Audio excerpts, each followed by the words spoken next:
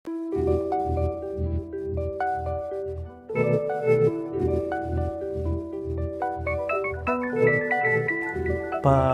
nosaltres, la plomofòbia és un tipus de discriminació que pateixen persones, tant fora com dins del col·lectiu LGBTIQ+, i és tota discriminació que pateixen les persones quan la seva expressió de gènere, diguéssim, no s'identifica o no es correspon amb el que la societat consideraria que seria l'expressió normativa. La societat cis-heteropatriarcal necessita o busca ordenar tot i tothom segons els dos gèneres d'expressió, no? És una societat completament binària. La plomofòbia la pateix qualsevol persona que intenta allunyar-se o sortir una mica dels rols normatius, molt indiferentment de l'orientació sexual de cada un. Crec que són conceptes totalment diferents. La plomofòbia viscuda des dels homes, és a dir, l'expressió de gènere viscuda des d'un home cis o trans que s'expressa amb una expressió de gènere femenina, el que fa és que creï molt rebuig.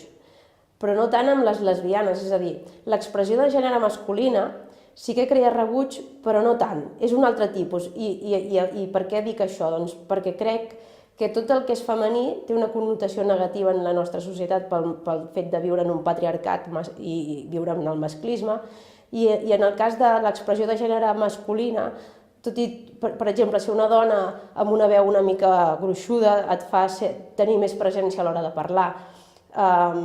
És a dir, tot el que és masculí està ben vist en la nostra societat i el que és femení, expressat des d'un home cis o trans, està mal vist. I en el cas de les persones trans, el que creiem és que la societat no sap com ordenar-les, no? Aleshores el que fa és una ordenació, ordenar-les d'alguna manera perquè els hi quadri el rol d'expressió de gènere amb el seu sexe, no? I nosaltres com a col·lectiu, en realitat, estem super a favor dels grisos, que no s'hagi de transitar completament cap a un costat i cap a l'altre, sinó que hi ha moltes més opcions que normalment o molt habitualment o massa habitualment no se'ls hi planteja a les persones que volen fer un trànsit.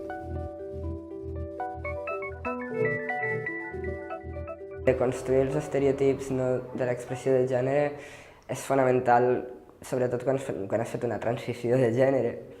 I des de la meva perspectiva, doncs, a mi abans em llegia com a dona, no? I jo tenia un comportament més associat a la masculinitat, i a mi aquest comportament em sortia de manera natural, vull dir, jo no em plantejava si simplement deia jo soc així, i el fet de no encaixar amb aquest model doncs potser em generava un cert malestar, no? A l'hora del rebuig que perceps de fora cap a tu, no?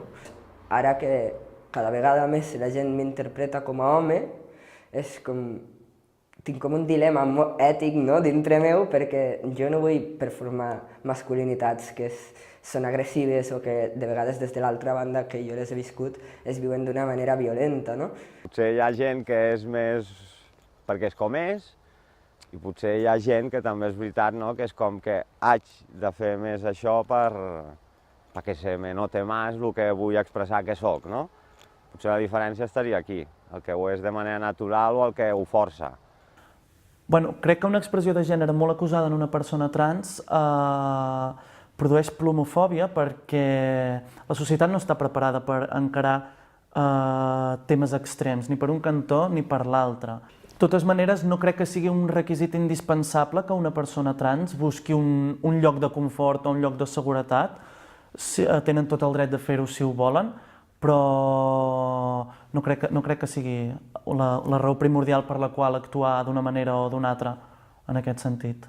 Com a dona has d'estar en l'extrem aquest de feminitat màxima, no? Que és allò que dic sempre, doncs, aquella persona de culebrón venezolano, no? Que sempre has d'anar mega vestidets, mega arreglada, no? La dona que socialment ha sigut sempre allò antanyo, no? De calladeta, comporta't. Bueno, i una mica aquí són aquests tòpics, no? Que trenquem, després tu et vas trobant a tu mateixa.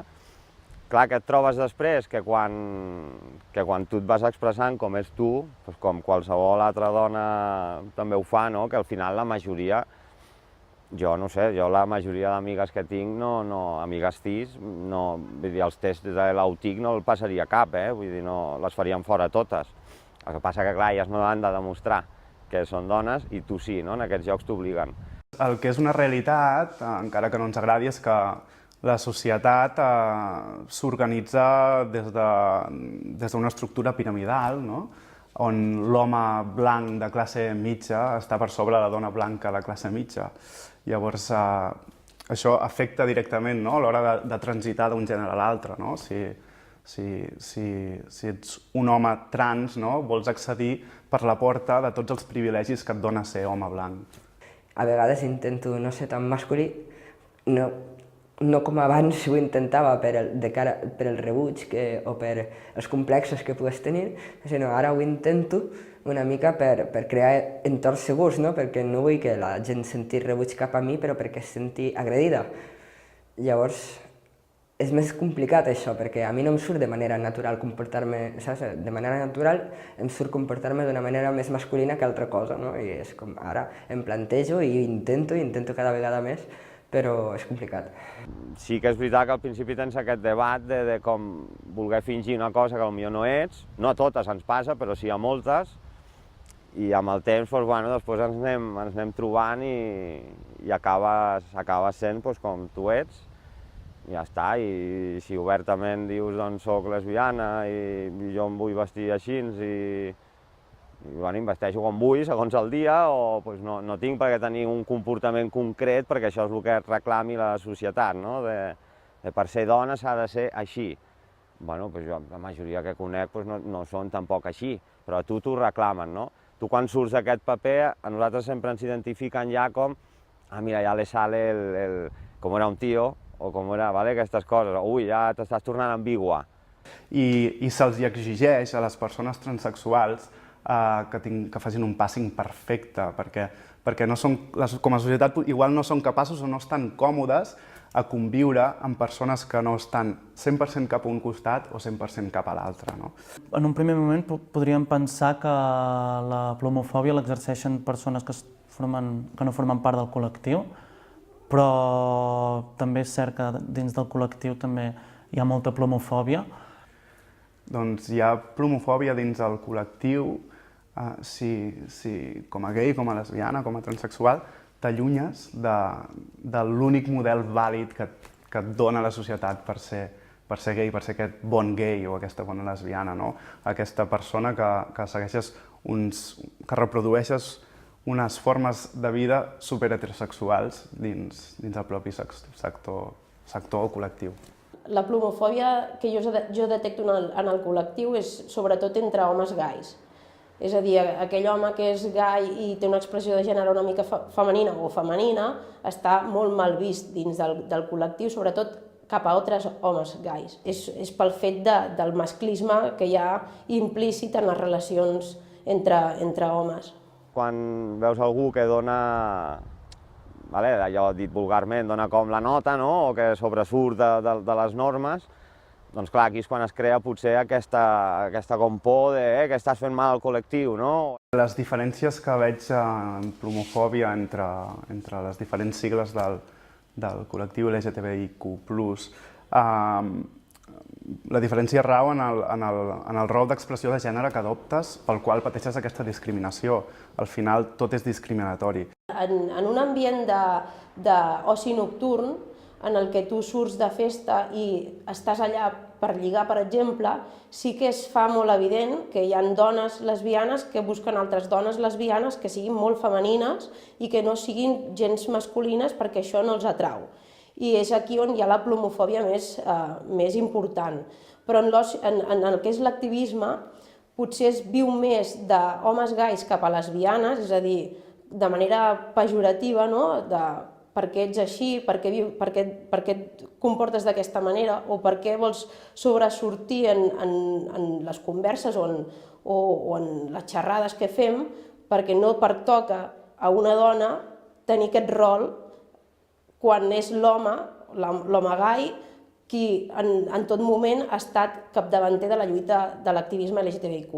I a l'adolescència vaig sortir de l'armari com a lesbiana, teòricament, no? i he viscut com a lesbiana masculina una part important de la meva vida, hi havia referents de lesbianes.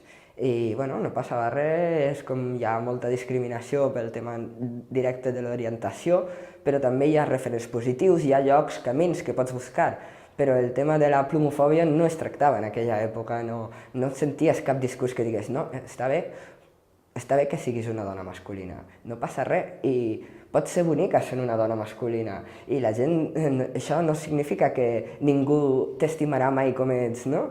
I a nivell d'empoderament, no? Com a dona masculina, durant una part ja després la joventut posterior a l'adolescència, doncs va ser molt important per la meva autoestima. Però sempre em pregunto si no hagués rebut aquesta plomofòbia, alguna vegada hagués fet la transició de gènere. Al cap i a la fi, el que hem de fer és, com diu Judith Butler, pensar el gènere com un espai de llibertat, com un lloc possible a habitar, on performar, on fluir i al cap i a la fi acabar sent nosaltres mateixes. Bé, doncs, des de la Q de Queer i de Queerdo Barcelona, ens encanta la ploma i la reivindiquem com a arma de revolució i com a diversitat, que el gènere, al cap i a la fi, és un armari on podem agafar coses i podem fluir i un dia em puc posar un tipus de roba i un altre dia un altre tipus i és fantàstic i cadascú es vesteixi de la forma que vulgui, no?, amb el gènere i el dia que vulgui i quanta més diversitat millor.